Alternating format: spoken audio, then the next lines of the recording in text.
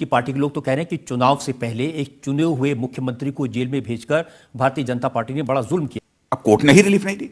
आप ये कहेंगे कि कोर्ट के ऊपर हम लोगों ने प्रेशर बिल्डअप कर दिया। बड़े से बड़े लोग जो है मोदी जी को चैलेंज नहीं कर पाए, ये क्या करेंगे। लेकिन चुनाव से पहले अरविंद केजरीवाल को गिरफ्तार करना, आपको नहीं लगता इसका चुनाव में नुकसान होगा बीजेपी? शीश महल के बारे में और तो किसी ने रिपोर्ट नहीं किया। शीश महल के कागज आप दिखा दीजिए ना। 9 बार ईडी ने समन किया। वो क्या कहते हैं, अरे हमने जवाब दे दिया। अरे खत थोड़ी ना है जिसका जवाब देना है, समन से प्रेजेंट होना है। पर उनका कहना है चुनाव से पहले ही क्यों? आप 9 बार पहले बुलाए जा चुके हैं। मंडी में क्या भाव चल रहा है? अभद्र टिप्पणी थी, बहुत लोगों ने इसका कड़ा विरोध किया। आपके मन में जब आपने ये देखा तो आपके मन में सबसे पहले क्या थॉट? चलिए शुरू करते हैं। राजनाथ जी, जब से अरविंद केजरीवाल को जेल भेजा गया है,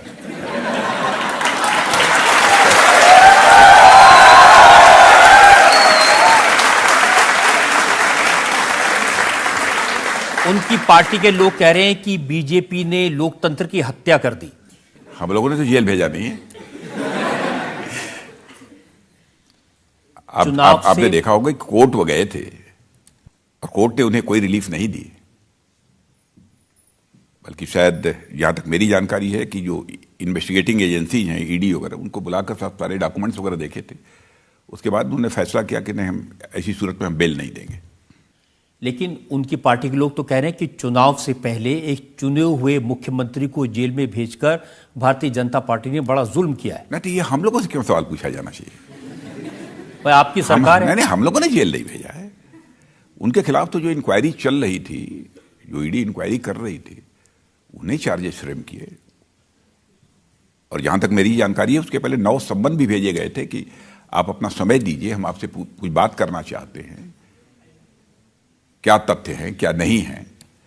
लेकिन उन्होंने समय ही नहीं दिया और स्वयं ही कोर्ट गए थे, हम लोग भी कोर्ट नहीं गए थे। अब समय नहीं दिया तो उनको उठा के ले गए? नहीं, उठा के ले गए, हम लोगों ने नहीं भेजा। हम लोगों ने नहीं भेजा, अदालत ने ही उनको रिलीफ नहीं दी।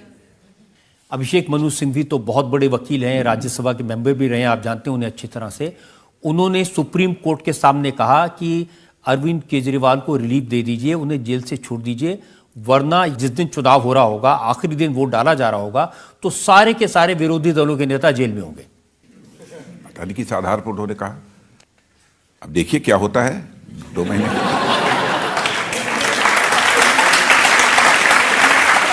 और मैं समझता हूं कि इस अपराध बोध से वह क्यों ग्रसित हैं, यह बात हमारी समझ में नहीं आ रही है कि वो भी जेल चले जाएंगे।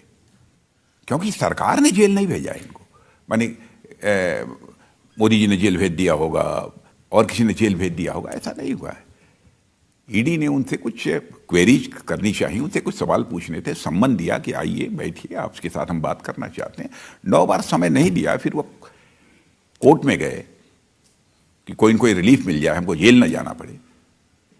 अब कोर्ट ने ही रिलीफ नहीं दी। आप ये कहेंगे कि कोर्ट के ऊपर हम लोगों ने प्रेशर बिल्डअप कर दिया।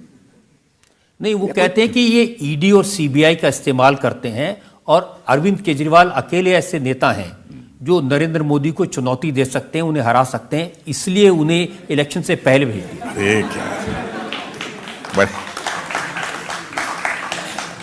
बड़े से बड़े लोग जो है मोदी जी को चैलेंज नहीं कर पाए, ये क्या करेंगे।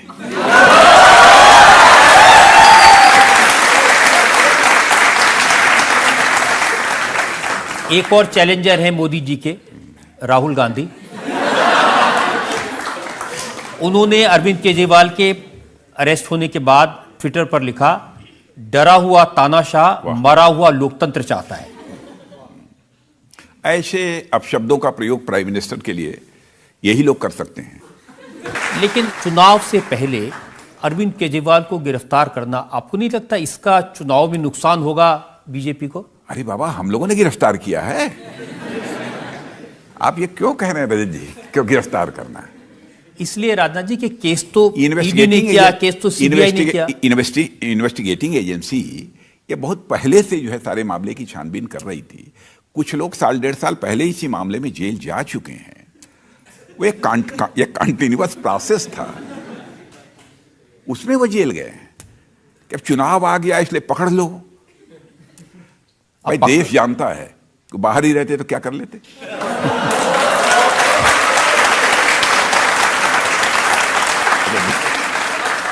शायद 2014 में भी बाहर थे, 2019 में भी बाहर थे। तो अब केजरीवाल चुनाव के पहले जेल में है, तो आप उनका अगर कहना है आप ही के पॉलिटिकल चैनल- वेंडेटा मैं है। आप ही के चैनल के संदर्भ में बात कर रही हूँ। आपकी चैनल में आपने रिपोर्ट किया शीश महल के बारे में, और तो किसी ने रिपोर्ट नहीं किया। शीश महल के कागज आप दिखा दीजिए ना।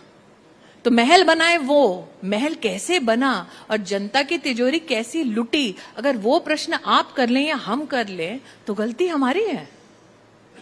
9 बार ईडी ने समन किया, वो क्या कहते हैं, अरे हमने जवाब दे दिया। अरे खत थोड़ी ना है जिसका जवाब देना है, समन्स है, प्रेजेंट होना है।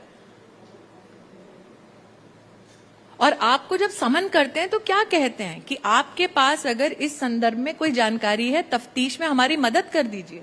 यही तो कहा ना। 338 करोड़ सुप्रीम कोर्ट ने एविडेंस पाया है।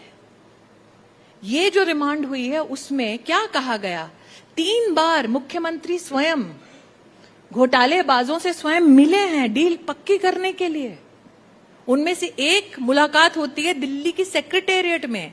कोई भी जो सरकारी तंत्र को जानता है, अगर आप मुख्यमंत्री के ऑफिशियल कार्यालय में जाकर किसी से मिल रहे हैं, आपकी एंट्री एग्जिट टाइम स्टैम्प्ड होती है।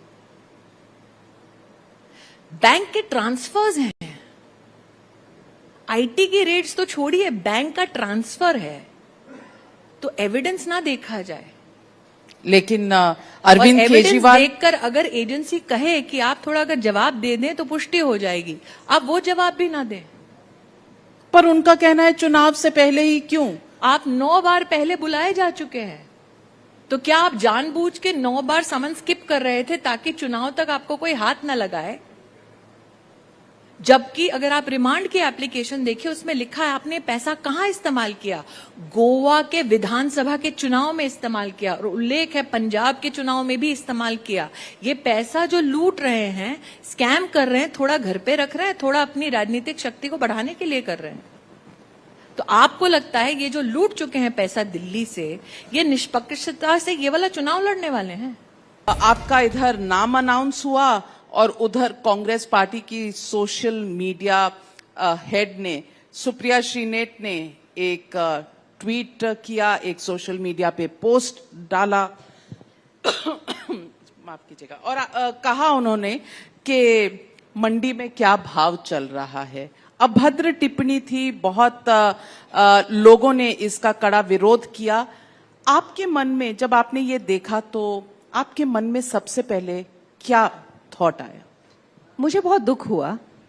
साधारण सी बात है कि हम लोग जो वुमेन एम्पावरमेंट की दिशा में इतने सालों से लगे हैं, हम लोग जिस तरह का, मेरे लिए तो ये बहुत डेकेड्स लॉन्ग फाइट है to bring about a certain sense of dignity, respect, equality for women.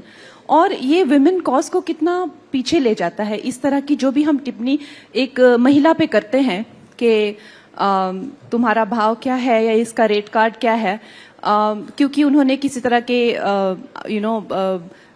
Fancy कपड़े पहने हुए हैं, या तो आई थिंक ये तो वही मेंटालिटी है कि she is asking for it, तो आई थिंक बहुत ज्यादा अलार्मिंग कंटेंट था वो जो उन्होंने लिखा था। मुझे बहुत दुख हुआ।